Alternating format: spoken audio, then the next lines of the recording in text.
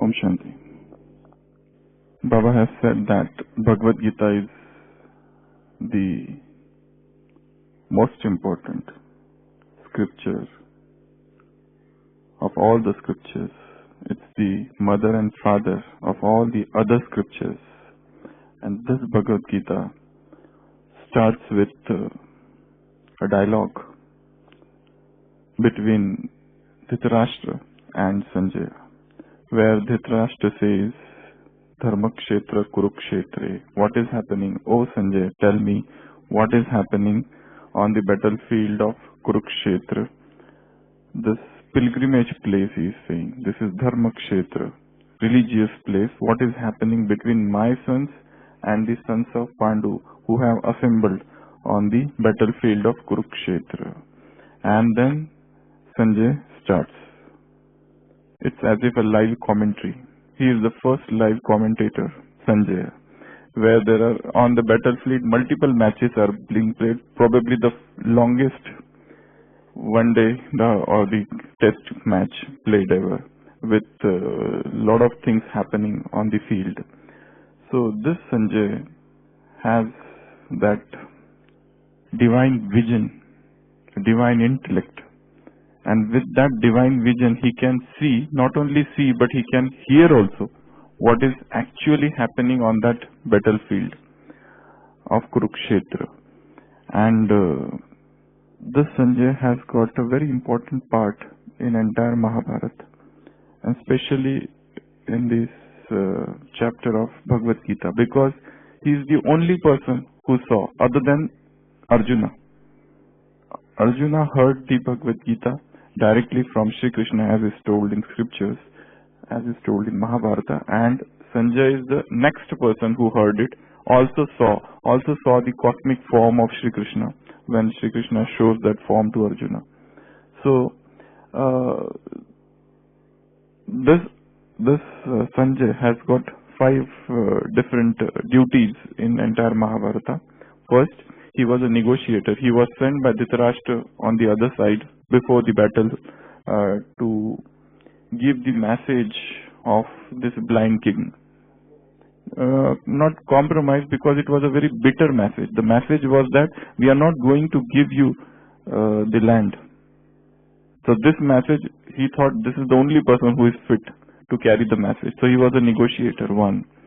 Second, he was a charioteer of the blind Dhritarashtra. Because when the earlier charioteer, who was what was his name? The earlier person who was there when he retires, who was the father of Karna and Angirath. So when he goes on an adoption leave, he wants to look after his son, so he wants to retire. So this new person was appointed, Sanjay, by Bhishma, by Kripacharya, and there one more guru, so Dronacharya. So these people appoint this new person, and he was very clever. So his first duty was he was a negotiator. Second duty was he was a charioteer. Third, he was the listener and observer of Bhagavad Gita. Third and fourth, not only that, he was the reciter of Bhagavad Gita, because it is from his mouth, other than Sri Krishna, for the first time it came out from the mouth of Sanjay, because he recited it. And last, counselor, because he was the person who conveyed the news of death of 100 sons to Dhritarashtra. It was a very difficult thing. So he had this 5 different duties Dhritarashtra has, this Sanjay has got. And this Sanjay is bestowed with this divine vision. There are multiple theories. So one theory says that it was Vyasa who gives this vision to Sanjay so that he can narrate everything that is happening on the battlefield of Kurukshetra to Dhritarashtra. So he is one of those fortunate souls who got the opportunity to see what is happening, to hear what is happening, and also to recite what is happening. He was the charioteer of the blind king. Now, Baba has said that this about Jagdish Bhai, and he was named Sanjay. The earliest book of Yajna, the real Gita, Sachi Gita, where Jagdish Bhai has written his name as J.C. Sanjay, as if it is being written in Bengali. Sanjay, he has written J.C. Sanjay. Such a name is written, probably to keep himself hidden, probably to hide his identity. He has written his name like that. I have that original copy of in English. So he was that fortunate soul, and who was given this title, this name of being a Sanjay. Why? Because he had that divine intellect or divine vision, which was given by God himself. And with this divine vision, he could see so many things and he could do so many things in this yajna. Probably one of the foremost of the Brahma Kumaris, or the most, you can say, original jewel of service, or he was the first in many, many things who started services in yajna. So today, he was born in Multan, which is at present in Pakistan, on 10th September 1929, and he left his mortal coil on 12th May 2001. So today is that day, and today is the Smriti Divas of Jagdish Bhai, and we must remember him. We must, because nowadays I have seen that there is very less discussion about him. Actually, if you ask neo-BKs, newcomers, they even have not heard about him. They don't know about who is Jagdish Bhai. They know about Dadis and everybody, but nobody knows about Jagdish Bhai except that his name is on the books, Jagdish Chandar. Okay, so his name is on the book. Even I remember myself when I came in this yajna in 2003. Okay, so I directly came and I met Baba, and my mind was filled with scriptures, Vedanta, the concept of Vedanta, the concept of Brahma, and all those, so on and so forth. So emotionally I was convinced, emotionally, or with that deep realization, I immediately jumped into this yajna, but my intellect was not ready to accept this strange concept of God entering into a different body. So I had that desire, because I had seen on every book that name is written Jagdish Chandra. So I used to ask everybody, who is this Jagdish Chandra? I want to meet this man. But I used to say, who is Jagdish Chandra? Many people I asked, they said, we don't know what you are talking about. Then one person I asked, who is this Jagdish Chandra? He said, what Jagdish Chandra you are talking about? I said, the same one who has written all the books. And the books it is written. He said, oh, that Jagdish Bhai, he has already left. You are too late. So I was very much sorrowful for that thing that I couldn't, because I want to debate with him. Because I could not see any other person who could explain this knowledge to me, because who has already read scriptures and who has understanding of spirituality which is existing outside of Brahma Kumaris. Because all these people, they talk only of Brahma Kumari literature. So I wanted somebody who can tell me this and this. This is this and this is this. So I was very sorrowful. Now who will explain this knowledge to me? And then I could find the 3 volumes, World Eternal Drama Part 1, Part 2 and Part 3. But I did not have money to purchase those books that time. So I didn't know anybody. I just knew only Jagdish Chandra, which was written on that book on the name Adidev. So that I wanted to talk with him, and because probably this is the only person who can explain me, and I want to debate, I want to argue, I want to quote scriptures and explain him how this is this and how that is that. But people told me, yes, he has left. So I was really, really very much sorrowful. I was too late. I thought, who will now explain to me? But later on I could read some of the books and I could understand. Okay, this is another thing. So today we are going to discuss about, I was actually not at all prepared to speak on this because I have not seen him, first thing. Second, those people who have seen him, I have heard few things about him from them. And yes, I remember one more thing. Whilst I was here in 2003 and I was given one service in that Ghumda Firta hospital, that ambulance was there which used to go in the villages, and mobile van, mobile services. So whilst I was doing that service, I remember very, very distinctly and very clearly, one night I had a dream, And in that dream, I had seen Jagdish Bhai. And he came and he gave me a certificate. And in that certificate, he has praised me, and he had said that I am giving you certificate of appreciation. And below his name and his sign was there. So he had given me that certificate in dream in 2004, I think. So I was at least satisfied, because I was very discontented with everything, whom I will talk and whom I will discuss. Because I could not find anybody who will sit with me, and they will otherwise, you see, you don't have that faith, you don't have nishchay, you are arguing, you are talking like this. So I had that fear also. So I could not discuss with anyone. Okay. So, as I said, I was not very much prepared for this topic, and I don't know exactly what I have to talk, but I was determined 4 days back that I have to talk on this. Because of that, at least I can read about him more, because I have to prepare. So, something I could prepare, and as I said, I thought of calling this class The Divine 7-Feet Intellect of Sanjay. He was really Sanjay. That Sanjay was the charioteer of that blind Dhritarashtra. This Sanjay is a charioteer of this blind humanity. He was the reciter of Bhagavad Gita. He listened it, he saw it, and he recited it. He was probably the first writer of this institution, the chief spokesman of this institution. So we will discuss few things about him. As I said, I would like to, since it is 12th May, we will divide his intellect into 12 types of different intellects he had. I would say, what are the 12 different types of intellect he possessed? The first type of intellect is the seeking intellect. Seeking means who is searching. Let's go back to his childhood. In his childhood, he was known by the name Rishi. His parents used to call him Rishi. He was born in Multan. Multan is right present in Pakistan, and Multan is a place it's known as city of Sufi saints. So it's well known for that. And from this childhood, this young boy Rishi, he was so much in search of ultimate truth. So first is seeking intellect. Even before coming in Gyan, he is a seeker. He was like what we call Khoji. Satyanveshi. He's a seeker of truth. He wants to know the ultimate truth of life.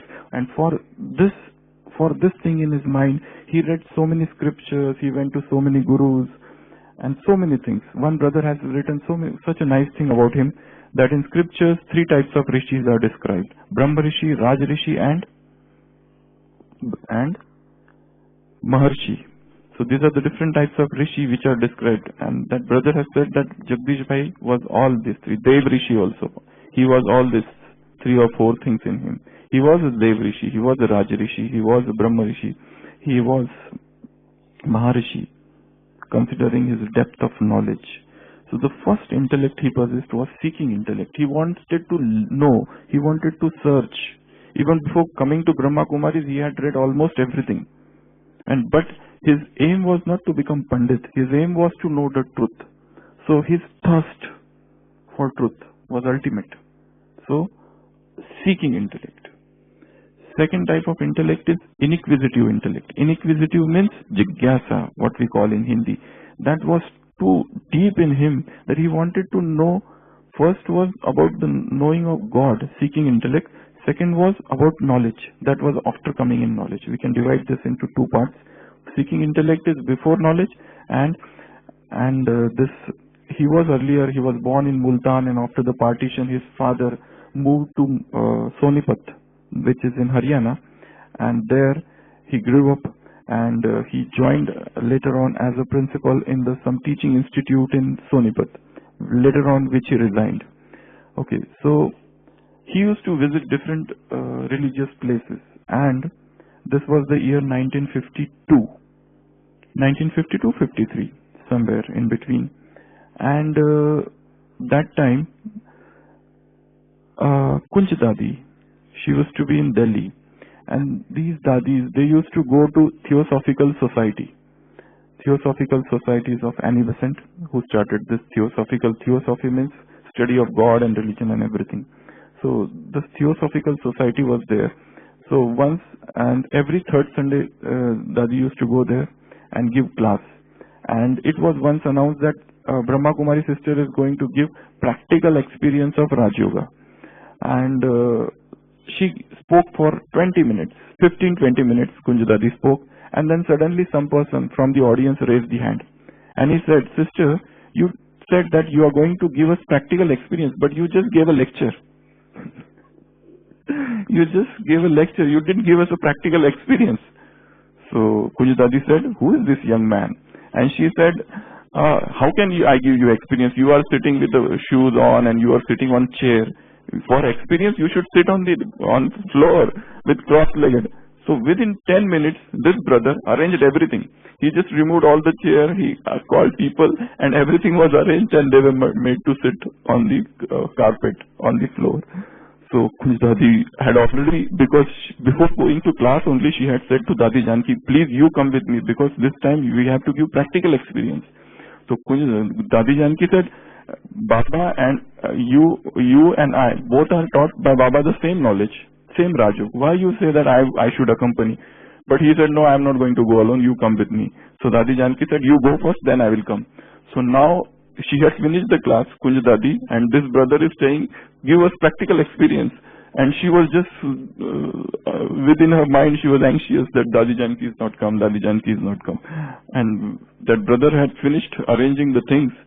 So Dadi Janki came. And Dadi Janki and they sat together and they gave 15 minutes, not a commentary, but they talked on, Dadi Janki talked on Raj Yoga. And this brother, and then they said, "Anybody has to share the experience." So this brother, he said, "Yes, for the first time I felt that some power is there. And can I know more about Raj Yoga?" So Kunjadadi said, "Yes, you need to do a course, 7-day course for this. So you come to this particular center, Kamlanagar center. You come there, we will give you course." So Kunjadadi says that every day I sat with him for his course continued for total 1.5 years. And every day, 7 days it was actually, but every day almost 2 hours she has to sit with him, because he had, as I said, inquisitive intellect. Second type of intellect is inquisitive. He wanted to understand this knowledge, the clarity of this knowledge. So, and he was like, they used to tell him, no, so soul is like this thumb. Then he used to say, "Whose thumb? Your thumb or my thumb?" So he had that, he was very sharp, very, very sharp, because he had read scriptures and he wanted to know truth. So he came there, and every day he used to ask different questions, new questions.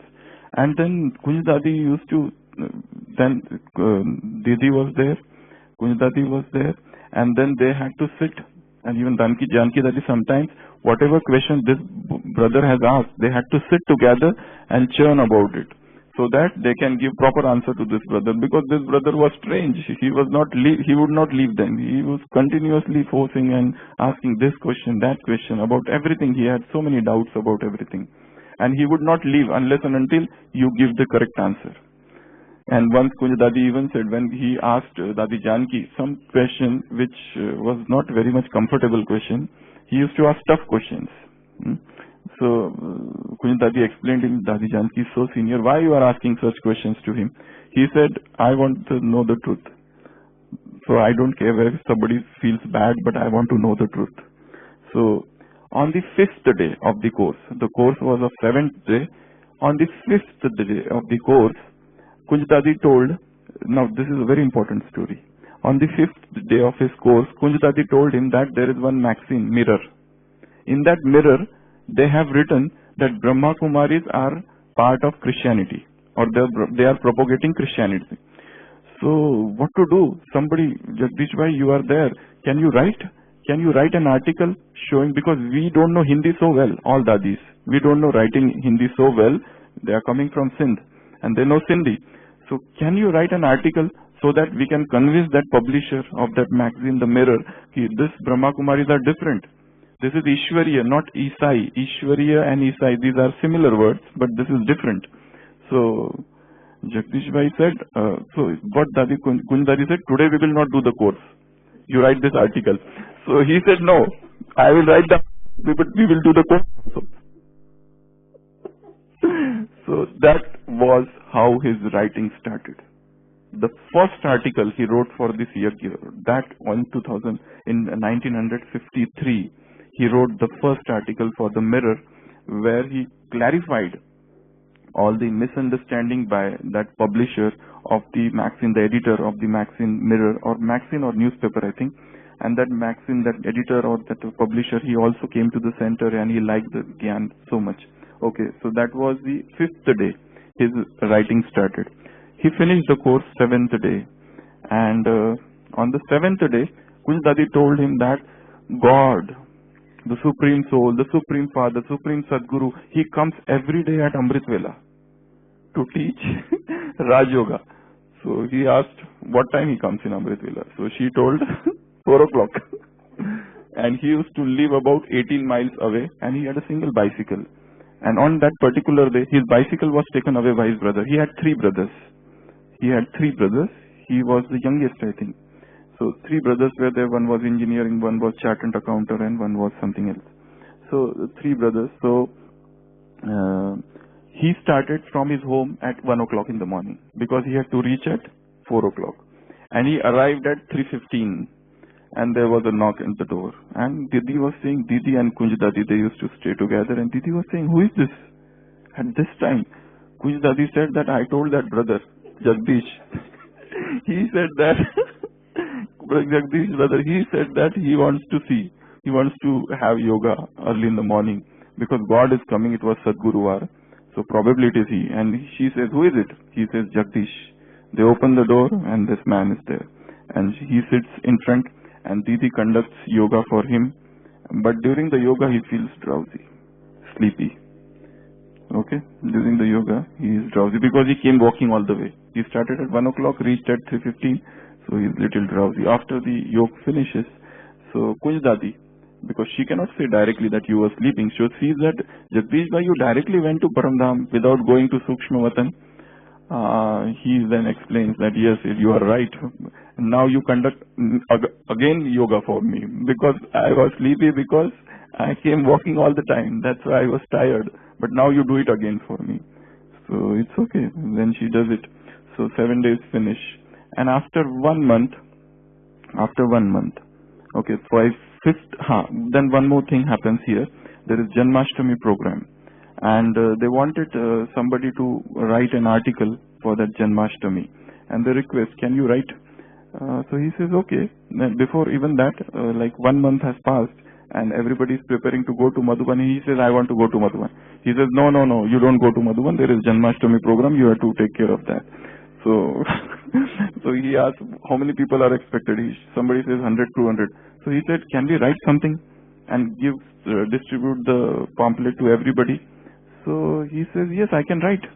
It is his idea only. And that was the first article written by him, and that goes to newspaper and is published. And that news also reaches Baba here in Madhuban. And Baba is very much happy for that, because till now such a thing nobody has done. And he is the only person who knew about all the religions, who knew both language, Hindi as well as English. Because till now there was no other person who had such knowledge of languages, who had such knowledge of writing, because writing skills not everybody possesses, and he has that Uber quality, that superb writing skills. His handwriting is also very good, once Ragesh Bhai had shown here. So he writes that article, and the article reaches here, and Baba is very happy, and he says that yes, I want to go to Madhuban. Didi says no, you have to stay here. And one more thing, they said that you have to give that letter of faith, Nishchay Patra, and you have to write it 108 times. So Jagdish Bhai said 108 times, but how it is to be written? Kunj Dadi explains it. You have to write. You don't know how to writing? I will tell you. You have to write this. Shiva Baba is Amarnath, and he is giving us this. He is taking us to the land of immortality. Shiva Baba is Somnath, and he is making us drink Somras, and so on and so forth. This way you have to write Nishchay Patra, letter of faith, for 100 times. He says, okay, I will write. And so he comes next day and written. And he shows to Kunj Dadi, this is what is Nishchay Patra, and Kunj Dadi is quite happy, and she takes the Nishchay Patra to that Manmohini Didi. Manmohini Didi is a judge. She is not going to accept things like that. So she reads and she counts, and she says, Kunj, you are just giving favors to him. You are partial. You are siding with him. It is 27 times only. So Kunj Dadi says, oh, he has deceived me. So he confronts Jagdish Bhai, and she goes, Jagdish Bhai, you said you have written 108 times. It is only 27 times. He says, have you looked at the back? It is written here, 27 into 4. So it is, read it 4 times. 24, read it 4 times. It becomes 108. So she goes back to Didi, and Didi says, no, this will not work. He asked him to write 108 times, and otherwise I am not going to give him permission. Then he comes back to Didi and says that, Kunj Dadi says, give him, no, he is a Kumar, and he has already taken 1 month leave, so you must give him permission. She says, no, I am not going to give him. So Jagdish Bhai himself comes and says, please give me permission. What you are talking of 108 times? I can write 1 lakh times after coming from Madhuban. Not now, but give me permission now. And he says that I have already written an article and it is published in this newspaper on Janmashtami. So somehow he gets the permission. But Didi instructs Kunj Dadi, please take care of this brother. He is very clever. If his faith, if there comes doubt in his faith, he will shake the entire Delhi against Brahma Kumaris. If he becomes doubtful. But if he becomes Nishya Buddhi, if he becomes a very real child of Baba, then probably he will go very ahead in this yajna. So with this, they come here, Kunj Dadi, Manmohini Didi also, and Jagdish Bhai, they arrive in Madhuban for the first time. That was 1 month after his course. And here in Madhuban, as soon as he goes in front of Baba, he starts crying, and he meets Baba crying. So many people come. There 3 people had come: Avinash Chandra, Jagdish Chandra, and one more Chandra. One more brother is there. 3 brothers come to meet Baba during that time. Those others 2, they left the Gyan. Only one Jagdish Chandra stays. 3 Chandra. Yeah, that is little later on.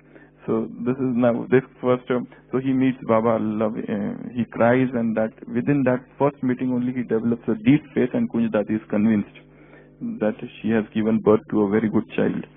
So this was like I was talking about inquisitive intellect. The first was seeking intellect. This was inquisitive intellect. Intellect that wants to know the truth. That is not satisfied with superficial knowledge. That is not satisfied. You read this and that's all. No. He wants to know why it is this, why it is that. Why God comes only in Brahma. He wants to know. He has these intellectual questions in his heart. He is not satisfied so easily. So that is the second type of intellect. Third type of intellect is dedicated intellect. Third type of intellect is dedicated intellect. He is the first surrendered, officially you can say, surrendered brother, Brahma Kumaris. And look at his dedication. The moment he had this faith in Baba, he gave up his job as a principal. He was the principal of some teaching institute of Sonipat. He gives up that job. His level of dedication is so high. At every point, right from the time he came in Gyan till the age of 71, when he left the body. This entire period of 71 years, he had said one that I have done the work of about 100 years in this 71 years while she was sick. So this entire period is as if a saga of dedication, of surrender. Not a show, but a real surrender where everything was for Baba. Everything was for Baba. Every moment, every time, he had only yajna in his intellect, in his mind, in his heart.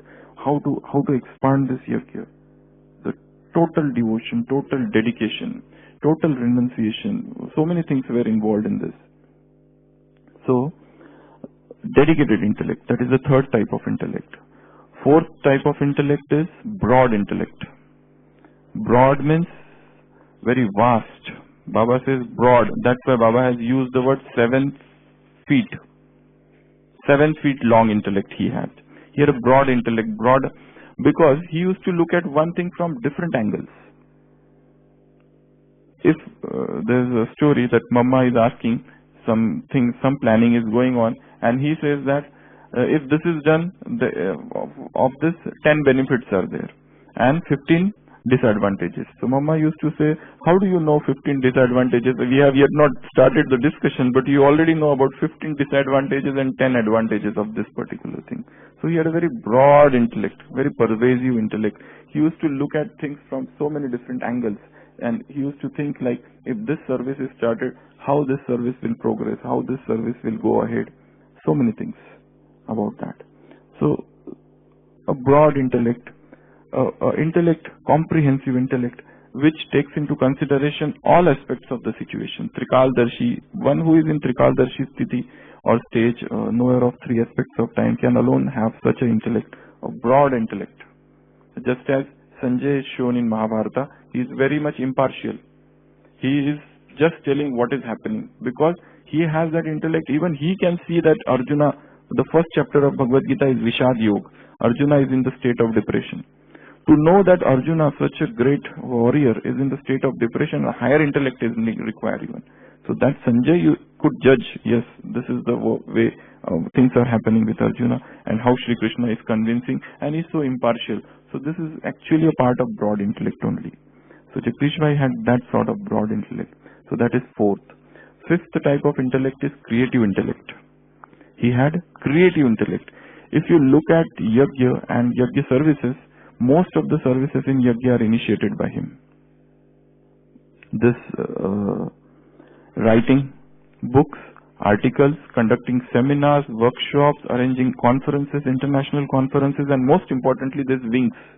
There was this period from 1972 to 83. This is a very crucial period, and here the services expanded.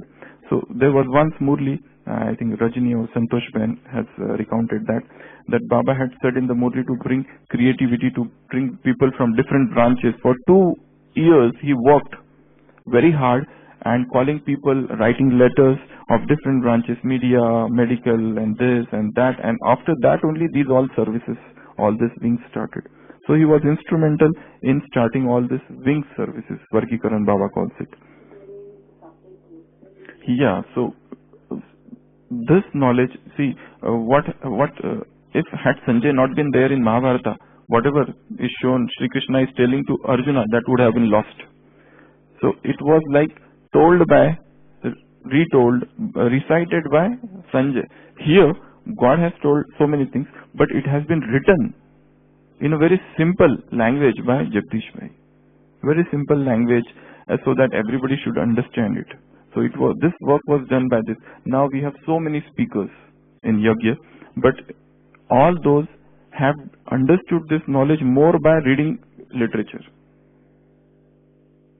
whatever he has written. And even now, somebody was telling, people are doing research on whatever he has written, and they find that, like this book, World Eternal Drama, there are about 16 different scientists, so many people are working on that, and so many names of so many researches are there on that. And now they understand this, what a great this man must have been, who has written all these things after he has passed away. After this, now they are whatever he has written. So this is a creative intellect. He wanted to bring creativity everywhere. There was one brother, when the service started in Russia, he told that brother to learn Russian. Vijay Bhai. He told him to learn Russian. Okay? Harish Bhai, sorry. He told him to learn Russian language. Yeah? Vijay Bhai went there, but it was Harish who did. He took the course, official course in that Russian language, and learned that language officially. So Vijay is the one who he went there for he was getting a Laukik job there, and from there the services started. So I was just telling, this man was so creative. He not only he was creative himself, but he was making others creative also. He stimulated that creative intellect of others also. He wanted to bring newness everywhere, in the form of conferences, seminars, workshops, and new things everywhere. So that is the fifth type of intellect. Sixth type of intellect is clean and clear intellect he had. His intellect was clean and clear. Only a person who has a clean and clear intellect can write such things. Otherwise it's not possible. If you study whatever he has written, the depth of knowledge which is there, it's very clear, as if Baba is personally telling him, do this, do that, that. That is, he was chosen. And he has mentioned somewhere that from 1950 till about 1960, every day's Murli, which are not published, Baba has taken his name in Murli. He himself has said that Baba used to take his name, and Baba used to tell him, do this, do that, do this, do that. So that spirit was there. So clean heart and clean and clear intellect. Because such an intellect which is unstained by worldly worldly mud, worldly muck, worldly vices, can be so pure. Such a pure intellect can only dedicate oneself to dedicate itself to this yajna so wholeheartedly. So that is the type of intellect. Sixth. Seventh type of intellect is tireless intellect. He used to write and write and write and write and write and write without tiring. And the story of the writing, as somebody was telling, that everybody knows, it started way back when he had come in Madhuban and 4 other brothers were there, and Baba had told them to write a letter to Prime Minister or President, I think, in Hindi as well as English. The circumstances were same for all of them. Light had gone, but still he went and wrote on that street light. And next day even Baba did not ask, and they went to mountain and they came back. Even he did not ask. And then later on when he was asked, Baba asked, who has written? So Jagdish Bhai was the only person who wrote. So that was like an obedience he showed. And because he thought it is the first time God has given with this work, and then Baba blessed him that he would be the chief spokesman of this institution. Okay. So he had that tireless intellect. He would write and write and write and write untiringly. He used to sit on that upper floor and where people would not disturb him, no matter which weather it is. But he wanted solitude and he wanted to write. Because he felt that it is through writing only he is going to reveal Baba. And this is writing became such an important part of this yajna later on. Because that time there were no other writer. So he wrote in more than 150 books in Hindi, English, and some books in Urdu also. So tireless intellect. That is 8th. 7th. Then 8th is sharp intellect. 8th is sharp intellect. He had a very penetrating and sharp intellect. He could understand, just as in Mahabharata it is shown, that Sanjay was chosen as a messenger by Dhritarashtra to be sent to the Kauravas to carry a very bitter message that we are not going to give you any land, accept it. So it was an uncomfortable job. Here also, whenever there used to be any fight in any center, it was Jagdish Bhai who was sent, because he was the only person capable of handling that situation, that difficult adverse circumstances. So he was sent always by Baba. So because he had a very sharp intellect who could see through and through the situations. You can analyze the situation, understand the situation, how to solve the situation. As regards situation, also as regards knowledge.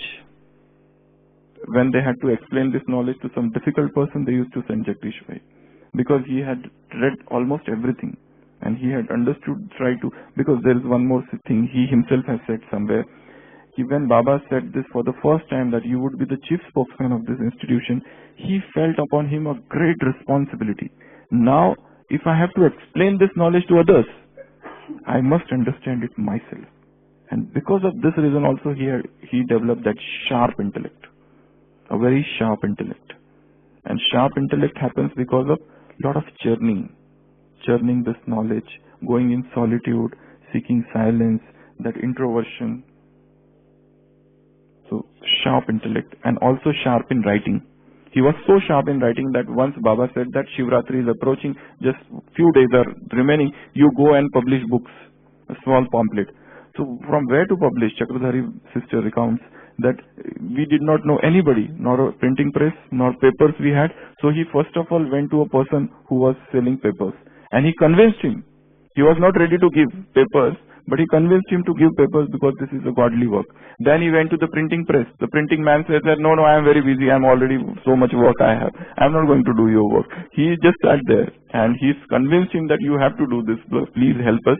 And then what he did is, He said that he sat there only in the printing press and he wrote and he just handed over the book papers to that man for printing. So just imagine sitting in a printing press in that noisy atmosphere, he can write and give without even this thing checking how confident he must be of his writing. He is writing and just handing over paper after paper to the printing man. And he is printing it and that book got printed. So that sort of, and also so much dedication is reflected. So I was talking about sharp intellect. Then ninth is balanced intellect. Balanced intellect. He had balance about everything. He was very serious, but at the same time he was very entertaining also. He used to comment a lot about his bald head. There's one video, everybody must have seen that. It is a silver anniversary of the Yajna, and he is saying that if these sisters, Gulzar Dadi and Prakashmani Dadi are sitting, if they can keep hand on if they touch, it's okay. Even if they don't touch me, I don't have hairs, so that will penetrate their blessings. So he was, entertaining also, and he was serious also. If you hear his lectures on God, part 1, part 2, part 3, English lectures are there, yeah? Yeah. There's one very good video. There's a movie on Jagdish Bhai. In that movie, the last part of the movie, ending part of the movie, he is shown dancing with brother Ramesh. And very good song, Hindi song is being played, and he is dancing with brother Ramesh. Sister Jayanti is watching, and all are there, and they both are dancing. So he was entertaining also most of the time. He was a poet also. He used to narrate, compose poetry and narrate it, and actually used to sing it. Okay. So he had this balanced intellect, balance about everything in life, about everything, not just of this, also about love and law and many things. So 9th is balance. 10th is he had loving intellect. 10th is loving intellect. Even though he was like this, but he had a lot of love for this Yajna. He wanted to reveal Baba anyhow. Love for Baba, love for Yajna, and lot of love for all the sisters especially. Love for Murli, love for family, Yajna, everybody, for family, for Murli. It is said that how he used to travel for listening to Murli coming from such a long distance. Once Brother Amir Chand had said that he had traveled by that train. What is that? Coal train, that carries coal. So he came in that freight train it is known as. So he came sitting on that freight train just for listening to Murli. So intense love for Baba, intense love for Murli, intense love for this Yajna, intense love for this family. And he wanted to develop the intellect of each and every Brahmin. He wanted their intellect to develop. He taught so many sisters. While she was in Delhi, there used to be a separate Murli class. What is that class known as? For mothers. He taught them how to give speeches. So that was also training he gave. So he had that loving intellect, and out of that love only, he did everything. 11th type of intellect is? Yeah? Yeah, he taught almost everybody, because these dadis, they had come from a different background. They had come from Sindhi background. They did not got educated as much as this brother was. He was the first brother who was so much educated, who knew so many languages. And because of this, and he had that much love, that much faith in everything of Yajna. That's why he became, he earned the love of all the dadis. And he became instrument in teaching many things to many people of this Yajna. 11th type of intellect is humble intellect. Even though he knew so much, the real greatness lies in his humility. He had that humility that he used to respect sisters so much. There is one thing in Om Shanti Bhavan, when Jagdish Bhai was there once, he was giving speech, and he said that all younger sisters were there. If any sister does this homework, I will reward her. Okay, he said this. If any younger sisters, so there was one small younger sister, and she did that homework, and then she went to his room. I don't know where she used to stay. Pradarsham or somewhere. So that sister went and knocked. And he thought that this must be the same sister who had come directly to his room. He opened the door and that sister said, I have done the homework. Where is my this thing, gift? So what he did, very lovingly, he took a plate and he prepared the toli on that with a lot of love. Though she was a very junior sister, and this is such a senior most brother of the yajna. But with all that love and all that, he gave to that sister, and now that sister has become in charge or some zonal in charge somewhere, and she always tells about this story, and she's just about to cry when she narrates this. So he had a deep sense of humility. He had so much respect for all the dadis, so much respect for all the sisters. He had the highest respect for Prajapita Brahma and highest respect for Mama, for all of these luminaries of yajna. He had so much respect. And that speaks of his greatness. A person is great not because he wrote so many books. A person is great not because he used to say that I am not a very great writer. He has said this many times. I am not a very great writer. There are so many good writers in the world. It's Baba who is touching my intellect and I write. But I am not in fact a very great writer. That's used to say. But if you see his writings, he has written about philosophy, he has written about music, he has written about scriptures, he has written about geography, he has written about history. Almost everything he has covered. His knowledge of science was absolute. He used to go to different scientific conferences and talk on scientific topics. So but this is still not a greatness. His greatness is his humility. His greatness is his humility. So 11th type of intellect is humble intellect. And 12th, last type of intellect is unique intellect. Unique intellect. Santosh Ben of Russia has said that just as there is only one Brahma, just as there is only one Mama, and just as there is only one Dadi Prakashmani, in the similar manner, there is only one Jagdishwari. Nobody can even come near him.